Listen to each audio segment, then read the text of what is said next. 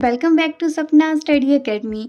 आज हम class 9 science का chapter number 3 atoms and molecules study करेंगे। इस चैप्टर में हम एटम्स के बारे में पढ़ेंगे, मॉलिक्यूल्स के बारे में पढ़ेंगे, मॉलिक्यूलर मास, एटॉमिक मास, इन सब के बारे में हम डिस्कस करेंगे। तो चलिए स्टार्ट करते हैं एटम्स एंड मॉलिक्यूल्स।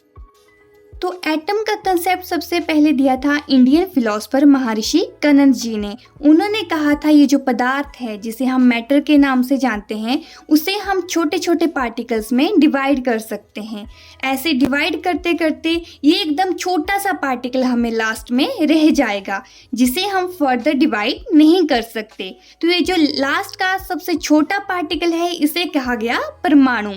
जितने भी इंडियन फिलोसफर्स हैं उन्होंने इसे नाम दिया परमाणु, लेकिन जितने बाहर के फिलोसफर हैं उन्होंने इसे नाम दिया एटम। एटम क्या है कि एक ऐसा पार्टिकल जिसे हम फर्दर डिवाइड नहीं कर सकते हैं।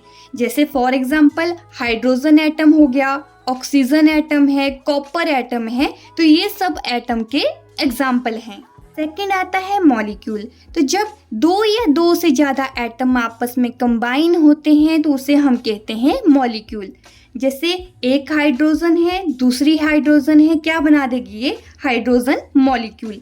वैसे ही अगर हम 3 ऑक्सीजन को आपस में कंबाइन करते हैं तो ये क्या बना देता है O3 ऑक्सीजन मॉलिक्यूल बना देगा। अगर हम 2 हाइड्रोजन को लेते हैं, एक ऑक्सीजन को लेते हैं, तो ये क्या बना देता है वाटर मॉलिक्यूल बना देते हैं।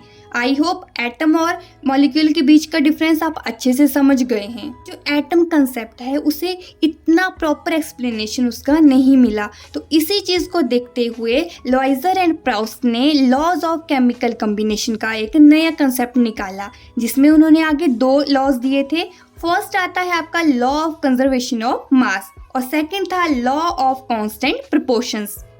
फर्स्ट लॉ में बोला गया कि जो मास है ना ही उसे हम क्रिएट कर सकते हैं और ना ही हम उसे डिस्ट्रॉय कर सकते हैं। आप यहाँ पे देखिए केमिकल रिएक्शन है। ए का मास है आपके पास 1 kg, बी का है 3 kg, तो ये दोनों मिलके जब प्रोडक्ट बनता है तो कितना kg हो गया आपका 4 kg।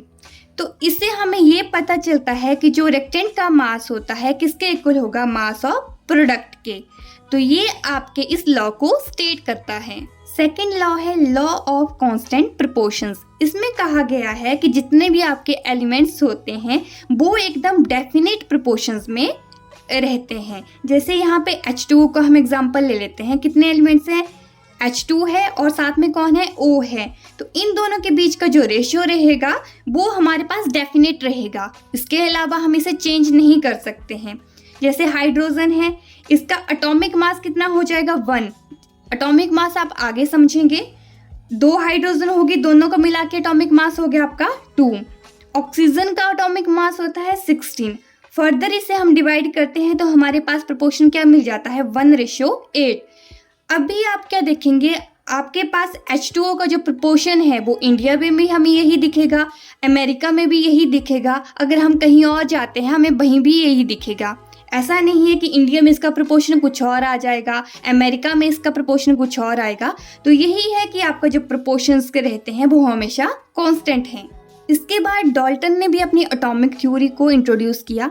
उन्होंने इसके बीच में कुछ अपने पोस्टुलेट्स दिए हैं। जैसे फर्स्ट उन्होंने पॉइंट दिया अपना कि जो मैटर है छोटे छोटे पार्टिकल से बना होता है जिसे हम एटम्स कहते हैं।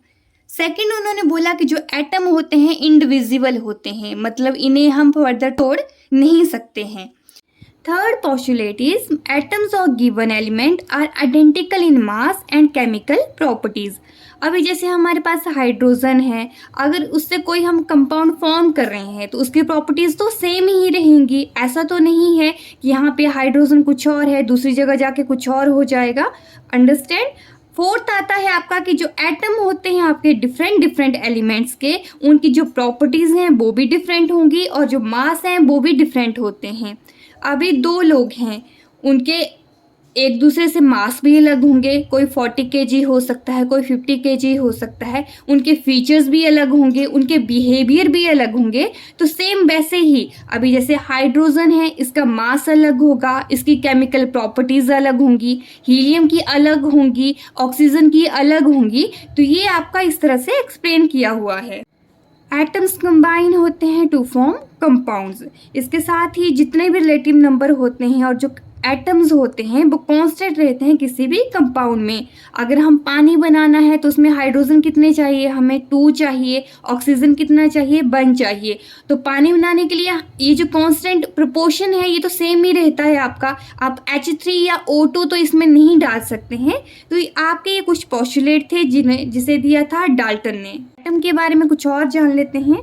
तो जो एटम का एटॉमिक रेडियस है वो है 1 नैनोमीटर। एटॉमिक रेडियस क्या हो जाता है, मान लो ये एटम है तो ये सेंटर से यहाँ तक की दूरी को हम क्या कहते हैं, एटॉमिक रेडियस कहते हैं। सिंबल्स भी होते हैं एटम्स के, जैसे हाइड्रोजन को हम किससे डिनोट कर सकते हैं, H से। कार्बन को किससे डिनोट करेंगे, C से। नाइट्रोजन को N से फॉर एग्जाम्पल। और ऑक्सीजन हो गया उसे O से डिनोट करते हैं। सोडियम को Na से डिनोट करते हैं। तो ये डिफरेंट टाइप्स ऑफ सिंबल्स होते हैं जिन्हें हम साइंस में यूज करते हैं। चारों ओर ऑब्जेक्ट होते हैं इंक्लूडिंग अस। कुछ ना कुछ सबका मास रहता है, जैसे हमारा है, हमारा भी कुछ ना कुछ मास रहेगा जिन्हें हम मेजर करते हैं केजीज में, ग्राम्स में। वैसे ही सेम एटम का भी कुछ ना कुछ मास रहता है, लेकिन ये इतना छोटा है इसे हम ग्राम्स या केजेस में नहीं देख सकते हैं। तो इसके लिए हम अलग से यूनिट ड्राइव करते हैं जिसका नाम है AMU, एटॉमिक मास यूनिट, या फिर हम U भी कह सकते हैं जिसे हम कहते हैं यूनिफाइड यूनिट। इसमें हम एटम का मास मेजर करते हैं। 1 AMU किसे कहते हैं, ये होता है 1/12 of the mass of 1 atom of carbon 12। Confuse, यहाँ पे समझिए, ये कार्बन है आपके पास। अगर इसे हम 12 पीसेस में डिवाइड करते हैं, ठीक है, 12 पीसेस में डिवाइड कर दिया। अगर यहाँ से एक पीस उठाते हैं, ये पीस है, तो ये इक्वल होता है आपका 1 AMU के। 12 पीस है कार्बन के, वहाँ से अगर एक पीस लेते हैं मतलब 1/12 पार्ट लेते हैं तो वो इक्वल होता है आपका 1 AMU के। अब जितने भी एलिमेंट्स होते हैं सभी के अपने अपना अलग अलग से एटॉमिक मास होता है। जैसे हाइड्रोजन को हम डिनोट करते हैं H से, एटॉमिक मास होगा 1। कार्बन को हम डिनोट करते हैं C से, इसका एटॉमिक मास है 12। नाइट्रोजन का होता है 14, ऑक्सीजन का 16, सोडियम का 23, मैग्नीशियम का 24। तो इन सब का अलग अलग से आपका एटॉमिक मास होता है। इस वजह से हम मॉलिक्यूलर मास को भी फाइंड आउट कर सकते हैं। अगर हमने वाटर का मॉलिक्यूलर मास फाइंड आउट करना है तो कैसे करेंगे, फॉर्मूला क्या होता है, H2O। कितने हाइड्रोजन हैं, 2 हैं। एटॉमिक मास कितना होता है हाइड्रोजन का, 1। तो 2 को मल्टीप्लाई करेंगे 1 से। ऑक्सीजन का कितना होता है एटॉमिक मास, 16। जब दोनों को प्लस करेंगे तो हमारे पास आ जाएगा 18 AMU, 18 एटॉमिक मास यूनिट, जिसे हम मॉलिक्यूलर मास कहते हैं। अभी मैं आपको कुछ ट्रिक्स बताऊंगी जिस वजह से आप इजीली जितनी भी एटॉमिक मास हैं सभी को लर्न कर सकते हैं। हम 20 तक एटॉमिक नंबर्स लर्न कर लेंगे, वो भी एक छोटे से ट्रिक के साथ। जैसे हमने एक वर्ड याद रखना है, हीली बीब। इसमें क्या क्या आया, H, ही, ली, बी, ब। Hydrogen, helium, lithium, beryllium and boron. क्या क्या एटॉमिक नंबर हो जाएंगे, 1 2 3 4 5। और एटॉमिक मास क्या हो जाएंगे, हाइड्रोजन को छोड़ के बाकी ऑलमोस्ट इनका डबल हो जाता है। जैसे हीलियम का एटॉमिक नंबर 2 है तो एटॉमिक मास कितना हो गया, 4। मोस्टली केसेस में ऐसा होता है। लिथियम का कितना हो जाएगा, 6 हो जाएगा। लेकिन बेरिलियम का कितना हो गया, 9 हो गया। किसी किसी में आपका ज़्यादा हो सकता है, लेकिन मोस्टली ऐसा होता है कि इसे डबल करके हम लिखते हैं। जैसे बोरोन का कितना हो जाएगा, 10। तो फर्स्ट एटॉमिक नंबर को हम किस वर्ड से याद रखेंगे, हीलिबीब से। नेक्स्ट 5 को याद करेंगे हम सनोफनी से, CNOFNE। पूरा क्या बन गया ये, सनोफनी, मतलब carbon, nitrogen, oxygen, fluorine and neon. ये आपके रहते हैं 6 to 10। नेक्स्ट है नामगल। इसे मैं सिंबल के थ्रू आपको याद करवा रही हूँ। ना, Na, Magal, MgAl, sodium, magnesium and aluminium. अगले आएंगे आपके सिप्सल, C, सिलिकॉन। प से क्या हो जाएगा, फॉस्फोरस। स से क्या हो जाएगा, सल्फर। सल से क्या हो जाएगा, क्लोरीन। ठीक है, तो ये क्या बन गया आपका सिप्सल बन गया आपका। 17 तक हमारे एटॉमिक नंबर हो गए। लास्ट आपके 3 बचते हैं, उन्हें हम बोलते हैं अरपोका, आर्गन, पोटाशियम एंड कैल्शियम। तो इस तरह से आप 20 को याद कर सकते हैं। फर्स्ट क्या बताया मैंने, हहीलीबीब, सनोफनी, नामगल, सिप्सल, अरपोका। ये 4-5 वर्ड्स आप याद रखेंगे तो आपको सारे के सारे एटॉमिक नंबर भी याद हो जाएंगे, एलिमेंट्स भी याद हो जाएंगे, और जितने भी आपके एटॉमिक मासेस हैं वो भी आपको लर्न हो जाएंगे। और इसमें टॉपिक आता है एटॉमिसिटी का। एटॉमिसिटी का मीनिंग है कि जितने भी आपके एटम्स होते हैं किसी भी मॉलिक्यूल में, उसे हम कहते हैं एटॉमिसिटी। जैसे अगर आपका एटम होगा, जैसे आर्गन में कितने एटम होंगे, एक एटम है, तो इसे हम बोलेंगे मोनोएटॉमिक। मोनो का क्या मीनिंग होता है, सिंगल, एक, ठीक है। मोनोटॉमिक हो गए, हीलियम भी क्या इसमें आएगा, मोनोटॉमिक में।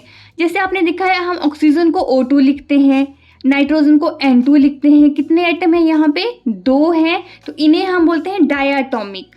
डाई का मीनिंग 2 या डबल, ठीक है। 2 आ गए तो क्या बोल देंगे हम उसे, डायटॉमिक। सिंगल होगा तो उसे हम बोलेंगे मोनोटॉमिक। आगे आता है आयन।